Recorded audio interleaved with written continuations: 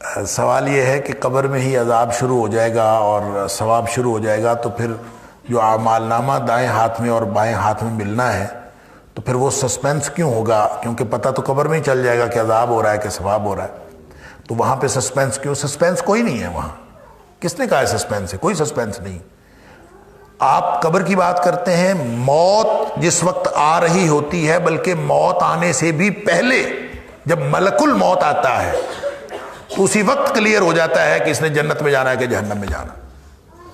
نبی کریم صلی اللہ علیہ وسلم نے فرمایا ملک الموت جان نکالنے آتا ہے. حضرت براء بن عازب رضی اللہ تعالیٰ راوی ہیں اس حدیث کے کہ ملک الموت آ کے کان کے پاس بیٹھ کے اس کو کہتا ہے بھی جان نکلنی ہے، ادھر ہی پڑا ہے دنیا میں. تو وہ آ کے کان کے پاس کہتا ہے اس کو جس نے جنت میں جانا ہوتا ہے اس کے لیے وہ جنت سے کفن لے کے آتے ہیں، خوشبودار کفن جس میں روح ڈالنی ہوتی، اور جس نے جہنم میں جانا ہوتا ہے اس کے لیے وہ کفن جہنم سے لے کے آتے ہیں، بدبودار کفن ہوتا ہے.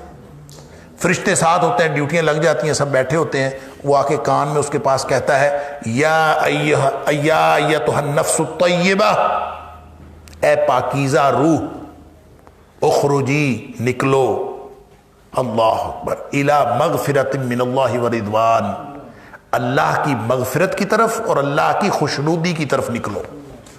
گویا اللہ کی مغفرت اور خوشنودی تیرا انتظار کر رہی. یہ آواز آتی ہے جان نکلنے سے پہلے، اسی وقت پتہ چل جاتا ہے کہ اللہ کی خوشنودی میرا انتظار کر رہی ہے، اللہ کی مغفرت میرا انتظار کر رہی ہے. لہٰذا نبی کریم صلی اللہ علیہ وسلم فرماتے ہیں پھر وہ بھاگ کے نکلتی ہے وہ روح جس کو پتہ چل جائے اسی دنیا میں پڑے پڑے کہ میرا اللہ مجھ سے خوش ہے اور اللہ نے میری مغفرت فرما دیا ہے. یہ مجدہ تو، یہ خوشخبری تو اسی وقت سنا دی جائے. فوراً نکلتی ہے، ایسے جیسے مشک پانی کی بھری ہوئی ہو، اس کا بند کھول دیا جائے اور یوں جیسے ایک دم پانی نکل جاتا ہے وہ نکل جاتی ہے آسانی سے، اور فرشتے اس کو اس جنتی کفن میں لے کے خوشبودار کفن میں لے جاتے ہیں. لمبی حدیث ہے. لیکن جو دوسرا کافر اور منافق اس کے پاس وہ جہنم سے کفن لے کے آتے ہیں اور اس کے کان کے پاس آ کے کہتے ہیں یا ایتھا النفس الخبیثہ، اے ناپاک روح، اخرجی الی سخط من اللہ وغضب،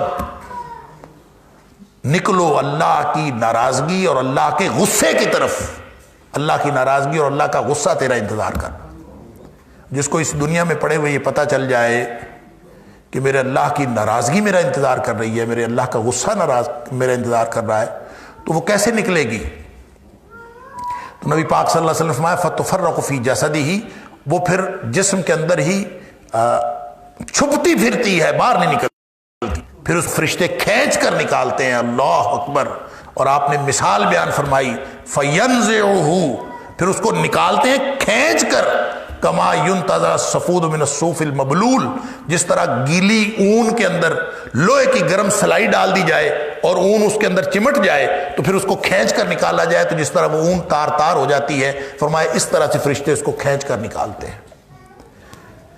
تو یہ تو اسی وقت پتہ چل جائے گا. بھائی آپ قبر کی بات کر رہے ہیں، یہ تو یہاں موت آتے وقت، موت کے وقت پتہ چل جائے گا کہ میں جنتی ہوں کہ جہنمی ہوں. اللہ اکبر. دیکھنے میں موت ویسی ہے. تو یہ سارے مراحل اسی کے مطابق طے ہوں گے. اسی میں ایک مرحلہ اعمال نامے دیے جانے کا ہے اور اسی میں مرحلہ جو ہے وہ پھر جنت اور جہنم کی طرف چلے جانے کا ہے. یہ سارے مراحل ہیں لیکن سسپینس کہیں نہیں ہے. یہ کہنا کہ سسپینس ہے، سسپینس والی بات جو ہے وہ میں نے ازراہ تفنن کہا تھا کہ آپ نے خود ڈالی ہے. تو بات یہ ہے کہ سسپینس کوئی نہیں ہے، یہ تو شروع سے پتہ چل جائے گا لیکن مراحل اسی طرح سے جاتے جائیں گے.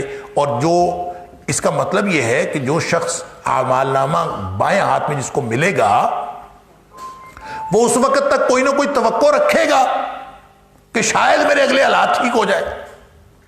ہو سکتا ہے ایسی بات ہو. اس لیے وہ دیکھتے ہی جو ہی اس کو اعمال نامہ ملے گا تو وہ کہے گا کہ یا لیتنی لم اوت کتابیہ، اے کاش مجھے اعمال نامہ دیا ہی نہ جاتا اور میں اس سے پہلے ہی مر جاتا. موت آئی تھی، موت کے بعد مجھے دوبارہ زندہ ہی نہ کیا جاتا. تو اس کا مطلب ہے وہ جو اگلا عذاب دیکھے گا اس کے مقابلے میں پچھلا عذاب تو کچھ بھی نہیں ہوگا. لہٰذا ہر مرحلے پر اس کو یہ توقع ہوگی شاید آگے حالات ٹھیک ہو جائے، لیکن اس کے حالات خراب سے خراب تر ہوتے چلے جائیں گے. یہ ویسے تو متشابہات ہیں، یہ اخروی حالات کیسے ہیں یہ اللہ کو معلوم ہے، لیکن جو معلوم ہوتی ہے، جو باتیں نبی پاک صلی اللہ علیہ وسلم نے بتائی ہیں، وہ بس اتنی ہیں۔ موت کے وقت بھی فرق ہوگا، کافر منافق کی موت اور ہے، مومن کی موت اور ہے، قبر میں بھی فرق ہوگا، حشر میں بھی فرق ہوگا، ہر جگہ پہ ان کا فرق ہوگا۔ اور اللہ تعالیٰ یہ ٹریک ہی گویا دونوں کا مختلف ہے۔ دارالامتحان سے یوں ہی دارالجزا میں جائیں گے تو الگ الگ ٹریک پہ جاتے جائیں گے، اتنی بات نبی پاک صلی اللہ علیہ وسلم نے فرمائی ہے۔ البتہ کس کس مراحل میں کس کی کیفیت کیا ہوگی، کتنا سسپینس ہوگا، کتنا نہیں ہوگا، یہ اللہ جانتا ہے۔ ہماری یہ نہ سمجھنے کی باتیں ہیں، نہ سوچنے کی باتیں ہیں، نہ اس کے بارے میں غور کرنا چاہیے۔ اللہ تعالی ہم سب کو نیکی کے راستے پر، ایمان اور تقوی کے راستے پر چلائے، اور ان لوگوں میں سے بنائے جن کو دائیں ہاتھ میں اعمال نامہ ملے گا، اور جن کو آواز پڑے گی کان میں، یا ایتھا النفس الطیبہ، اے پاکیزہ روح نکلو، اللہ تعالیٰ کی مغفرت اور اللہ تعالیٰ کی خوشنودی تمہارا انتظار کر رہی ہے۔ اللہ تعالیٰ ہم سب کو ان میں سے بنائے۔ اللہم اہدنا بالقرآن العظیم، اللہم انفعنا بالقرآن العظیم، اللہم ارحمنا بالقرآن العظیم، اللہم اجرنا من النار بالقرآن العظیم، اللہم ادخلنا کلنا الجنة الفردوس بالقرآن العظیم، اللہم اجعل القرآن لنا اماما ونورا وہدى ورحمہ، اللہم اجعل القرآن ربیع قلوبنا ونور صدورنا وجلاء احزاننا وذهاب همومنا وغمومنا، وصلی اللہ تعالی علی خیر خلقہ محمد وآلہ وصحبہ اجمعین، آمین آمین برحمتک۔